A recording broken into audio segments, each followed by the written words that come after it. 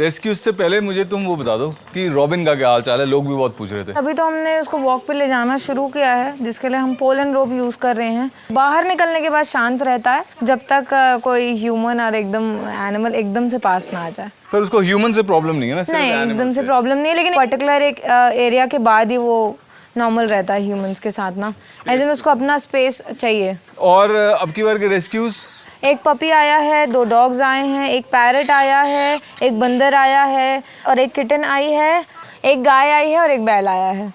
बाबा रे।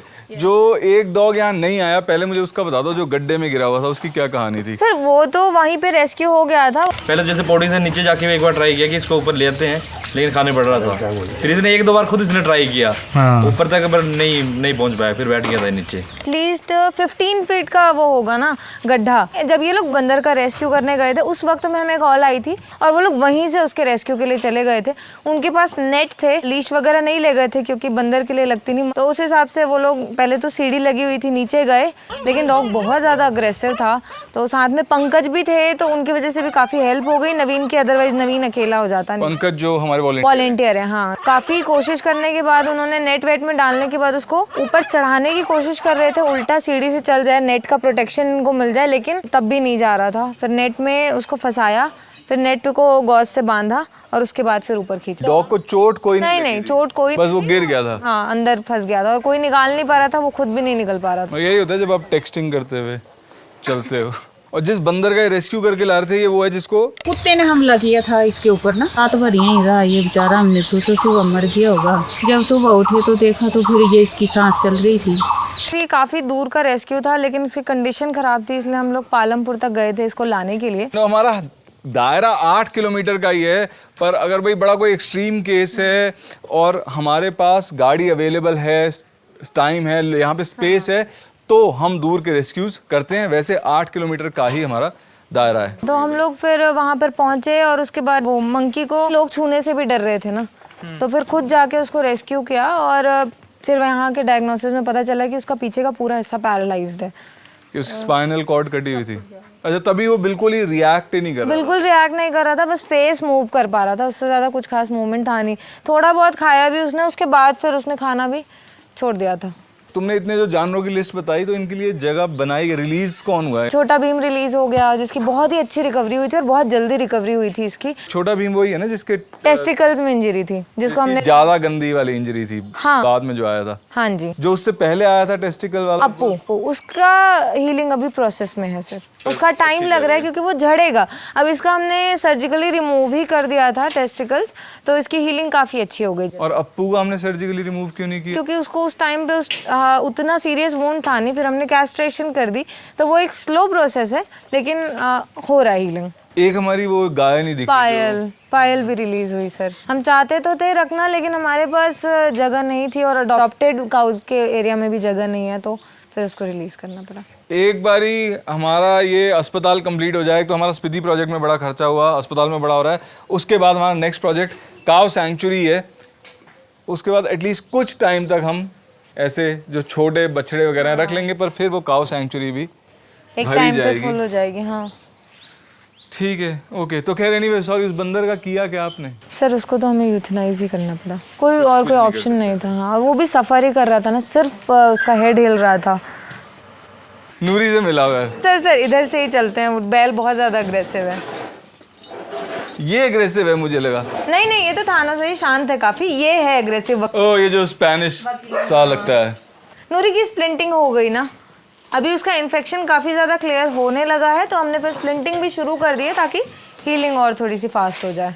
तो अब इसकी स्प्लिंट कितने टाइम में खुलेगी और हमें पता लगेगा कि ये ओपन तो होती रहेगी, है ना। 15 डेज के बाद एक बार फिर रिकवरी चेक कर सकते हैं कितना हुआ है उसके बाद, लेकिन फाइनल मेरे ख्याल से 30 डेज तो लगता ही है कोई भी बोन हीलिंग के लिए। तो हम नूरी का अपडेट तो आपको देते रहेंगे। एक यार, वो जो लोग कह रहे थे कि जो झोला अडॉप्ट हुआ है, लोग उनको कहना डॉक्टर को कि उसके वीडियोस वो भेजते रहेंगे। वैभव कह रहा था कि राजा को थोड़ा पेट खराब हो गया है। हाँ, तो होगी ब्लोटिंग। ये और नूरी जब मौका मिला, जो हमारे जो घास कट के आती है गाय के लिए, बकरों के लिए, ये लोग शुरू कर देते हैं। हर चीज में मुंह मारते, जब मौका मिला तब। तभी ये भी प्रेग्नेंट लग रहा था मुझे तो उस दिन। ब्लोटेड था, सर ने उस टाइम पे सिर्फ दे दी थी ऑलरेडी, इसलिए वो जो लूज मोशन है वो इसलिए हो रहा था, और उसके बाद ये ठीक ही है अभी तो। एंड फेरियर आपको मिल गया था? हाँ, जो हमारा रेगुलर फेरियर है वो नहीं, दूसरा कोई बुलाया ना?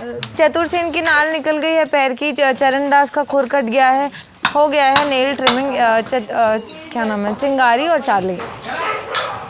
तो इसका खुर के शेप में तो है नहीं सर। उस टाइम पेन भी है ना अभी इसको, तो उन्होंने बोला कि अभी इतना ही रहने दो, रोज इसको गीला करो, मैं थोड़े दिन बाद आके फिर प्रॉपर कर दूंगा। तो आप रोज कर रहे हो गीला? हाँ हाँ। ज्योति आपको और अपडेट दे उससे पहले मैं आपको अस्पताल का एक छोटा सा अपडेट दे दूं। एक समस्या हो गई है, जो इंसुलेशन हमने प्लाई के नीचे लगाई थी भाई, क्योंकि उसकी एक साइड सिल्वर है, इससे अस्पताल में लाइट भी अच्छी रहती है, इंसुलेशन तो हमें मिलती ही, वो धूप में तप के गिरना शुरू हो गई। हमने 2-4 तरीके और अपनाए पर कोई भी कामयाब नहीं हुआ। हार के हमने इंसुलेशन को प्लाई के ऊपर कर दिया, प्लाई को हम नीचे से व्हाइट पेंट कर देंगे, होपफुली अस्पताल में लाइट की प्रॉब्लम उससे सॉल्व हो जाएगी। अब इंसुलेशन के ऊपर आनी है बिटुमिन शीट, तो अब हम थोड़ा डर गए कि भाई ऐसा ना हो बिटुमिन शीट भी गर्मी से पिघल जाए। वैसे तो 80 डिग्री पे वो पिघलती है, पर हमने वो भी एक जगह टेस्टिंग के लिए डाल के रख दिया, उसके ऊपर स्लेट रख दिए हैं। अब जो भी अपडेट होंगे अच्छे या बुरे हम आपको देते रहेंगे। हमने गोरा को भी रिलीज कर दिया, जिसका एम्पुटेशन हुआ था, उसकी न्यूटर सर्जरी भी हो गई थी, और उसको भी रिलीज कर दिया हमने। लोग अक्सर पूछते हैं कि अभी ये 3 लेग्स पे है। केयर टेकर हैं, उनसे बात हो गई हमारी पूरी, आगे अगर कोई भी इशू आएगा वो कनेक्टेड रहेंगे हमसे, वो आते भी थे मिलने, तो इस बार थोड़ा सा और रिलैक्सड है हम लोग इसको रिलीज करने के बाद। तुम फॉस्टर कर रहे हो, जो बिल्ली आई है या जो किटन? 2 है सर। किटन आई है वो मेरे रूम में है, और उसके पहले जो किटन आई थी वो भी मेरे पास ही है अभी। और जो पपी है उसका क्या है? हाँ, वो तो दरंग से आया था, वो आया था मतलब? हम मैंने उसको वापस रिलीज करा दिया। उन्होंने बोला कि मैम फ्रैक्चर है इसको, और बहुत बड़ी पट्टी बांध रखी थी पैर में, लेकिन इसको कोई फ्रैक्चर नहीं था, लेमनेस थी, जो कि थोड़ा सा दर्द था उसके पैर में, जिसकी वजह से वो पैर उठा के चल रहा था। अब उसकी मदर, उसके सिबलिंग्स वहाँ सारे हैं, उसकी जो मदर की सर्जरी है वो प्रतिभा देख लेंगी, और बच्चों का भी ध्यान वहाँ पे रख लेते हैं, तो मैंने उसको वापस वहीं पे छुड़वा दिया। प्रतिभा धर्मशाला एनिमल रेस्क्यू वाली? हाँ। और जो गाय और बैल गाय जो सर छतड़ी से कल हम गाय रेस्क्यू करके लाए हैं, इसका जो पैर है उसकी नीचे वाली यहाँ की हड्डी निकल गई है यहाँ से, तो इसको तो शाहपुर पहले भेजना पड़ेगा कि कुछ पॉसिबल है भी कि नहीं, क्योंकि हमें तो नहीं लग रहा कि कुछ कर सकते हैं। हड्डी पूरी बाहर आ गई है सर। कुछ नहीं कर सकते तो मतलब एम्पुटेशन है? एम्पुटेशन, इतना भारी शरीर ये कैसे करेगी 3 पैर में, पूरी बोन यहाँ से निकली हुई है। तो फिर भी एक बार अगर डॉक्टर अरविंद कुछ सजेस्ट कर पाए या वो फिट कर पाए, क्योंकि कई बार क्या होता है खींच के। ये शाहपुर की जो बात हो रही है, ये सरकारी पॉली क्लिनिक है, डॉक्टर अरविंद वहीं पे काम करते हैं, तो उनको हमने फोटो वगैरह भेजी, वो लोग आके। नहीं सर, अभी इसका ट्रीटमेंट हुआ ना, फर्स्ट डे था आज इसका, तो मैं अभी उनसे बात करूंगी। अभी तो डॉक्टर हिमांशु भी अंदर सर्जरी में है, उसके बाद हम आज सेकेंड हाफ में इसको भेज के मैं आपको आगे का बता दूंगी फिर। और जो बैल आया है इसको भी छतड़ी से ही रेस्क्यू किया है।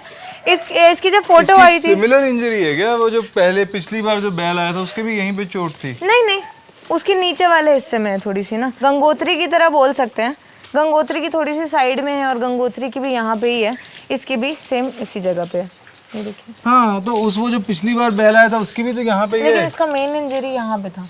जब हमें फोटो आई थी ना, तो ये पूरे हिस्से में ऐसे ब्लड था, ये बाद में जब ये लोग ला रहे थे ना, तब यहाँ से निकल गया ये, तब ये वोंड दिखा मुझे। ये उतना गहरा नहीं है, मेन ये था। अभी तो इसकी हीलिंग काफ़ी जल्दी हो रही है, तो ये बेहतर कंडीशन में है, जब ये आया था उससे काफ़ी बेटर कंडीशन में। और जो डॉग आया वो मैगेट वुंड के साथ आया? मैगेट वुंड है उसको नेक में, वो तो लगभग ठीक भी होने वाला है, और आज उसकी न्यूटर सर्जरी भी है। और जो एक डॉग आया अखरोटी से, उसका ट्यूमर था पैर में, उसकी भी सर्जरी हो चुकी है, उसकी हीलिंग चल रही है अभी।